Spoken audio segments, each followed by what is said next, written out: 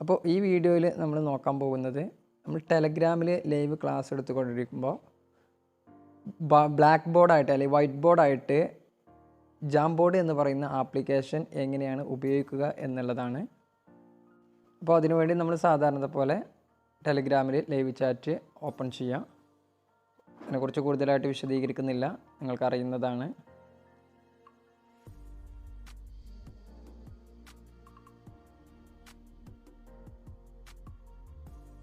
ഇനി ചെയ്യേണ്ടത് minimise button press ചെയ്യുകയാണ്, അഥവാ ഫോണിൻ്റെ സെൻറ്ററിലുള്ള ആ ബട്ടൺ പ്രസ് ചെയ്യുക. നമ്മുടെ ഫോണിൻ്റെ ഹോം പേജ് കാണാൻ സാധിക്കും. അവിടുന്ന് ജാംബോർഡ് എന്ന് പറയുന്ന ആപ്ലിക്കേഷൻ സെലക്ട് ചെയ്ത് ഓപ്പൺ ചെയ്യുക. അപ്പോൾ നമുക്ക് ഇങ്ങനെ ഒരു വിൻഡോ ആയിരിക്കും നമ്മുടെ മുന്നിൽ പ്രത്യക്ഷപ്പെടുക. ആയിട്ട് റൈറ്റ് സൈഡിൽ ഒരു പ്ലസ് ഐക്കൺ കാണാൻ സാധിക്കും, അത് ക്ലിക്ക് ചെയ്യുക. അപ്പോൾ നമ്മുടെ മുന്നിൽ ഇങ്ങനെ ഒരു വിൻഡോ ഓപ്പൺ ആയി വരും.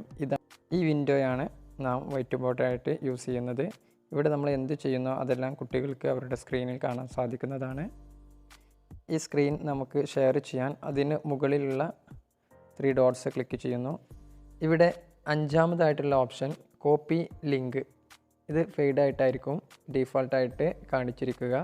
അപ്പോൾ ഇത് നമുക്ക് ആക്റ്റീവ് ആക്കേണ്ടതുണ്ട്. അതിനു വേണ്ടി 4ാമത്തെ ഓപ്ഷനായ ആഡ് പീപ്പിൾ എന്ന് പറയുന്ന ആ ഒരു ഓപ്ഷൻ ക്ലിക്ക് ചെയ്യുക. ശേഷം ഇതിന് താഴെയായിട്ട് ഒരു ലോക്ക് ചിഹ്നം നിങ്ങൾക്ക് കാണാൻ സാധിക്കും. ആ ലോക്ക് ചിഹ്നം ലോക്കായിട്ടായിരിക്കും കിടക്കുന്നുണ്ടാവുക. അതിന്മേൽ ക്ലിക്ക് ചെയ്യാം.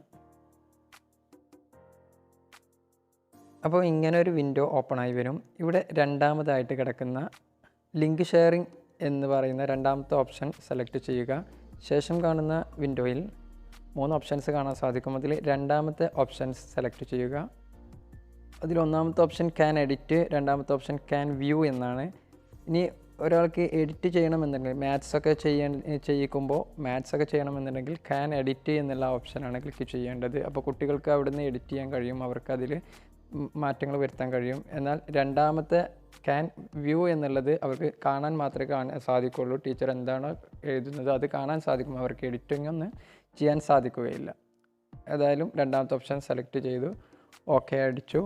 അപ്പോൾ ഈ ഒരു ലിങ്ക് പച്ച നിറത്തിൽ ആക്റ്റീവായിട്ട് കാണാൻ സാധിക്കും. ഇനി ബാക്ക് ബട്ടൺ ക്ലിക്ക് ചെയ്യുക.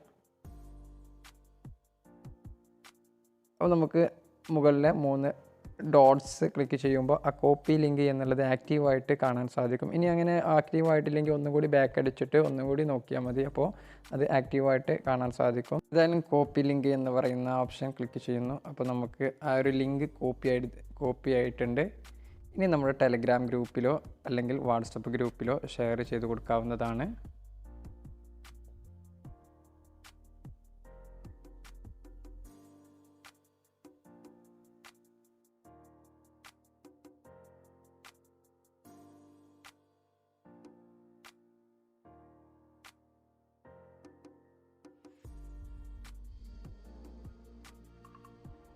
ഇനി നമ്മുടെ സ്റ്റുഡൻസ് ഈ ഒരു ലിങ്കിൽ അവരുടെ ഫോണിൽ ലഭിക്കുന്ന ഈ ലിങ്കിൽ ക്ലിക്ക് ചെയ്താൽ ഇങ്ങനെ ഒരുപാട് ഓപ്ഷൻസ് ബ്രൗസറുകൾ കാണാൻ സാധിക്കും. അതിൽ ജാംബോർഡ് ക്ലിക്ക് ചെയ്യുന്നു.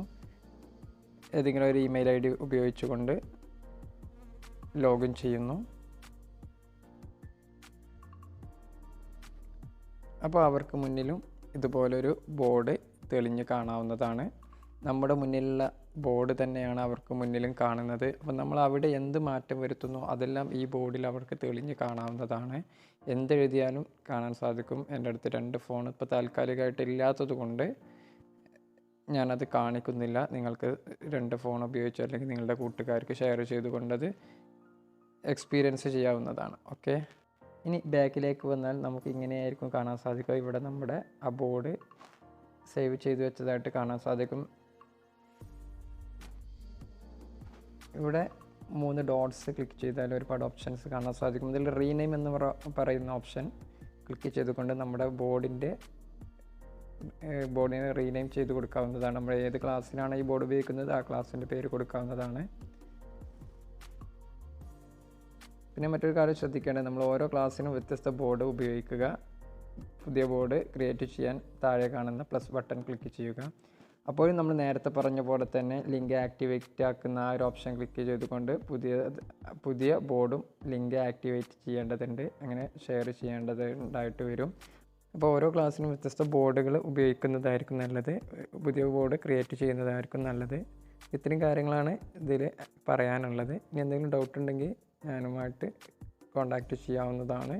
എനിക്കറിയുന്ന കാര്യങ്ങൾ പറഞ്ഞു തരും. ഞാനും ഇപ്പോൾ പഠിച്ചു വരുന്നേ ഉള്ളൂ. ഇന്ന് ഒരു ഇതുമായി ബന്ധപ്പെട്ടൊരു വീഡിയോ സെർച്ച് ചെയ്തപ്പോൾ എൻ്റെ കണ്ണിൽ പെട്ടതാണ്, അതാണ് ഞാൻ നിങ്ങൾക്ക് ആദ്യം ഷെയർ ചെയ്തു തന്നത്. അപ്പോൾ ഉപകാരപ്പെടുമെന്ന് തോന്നിയപ്പോൾ നിങ്ങളുമായി ഷെയർ ചെയ്തു എന്ന് മാത്രം. അപ്പോൾ ഓക്കെ, താങ്ക് യു.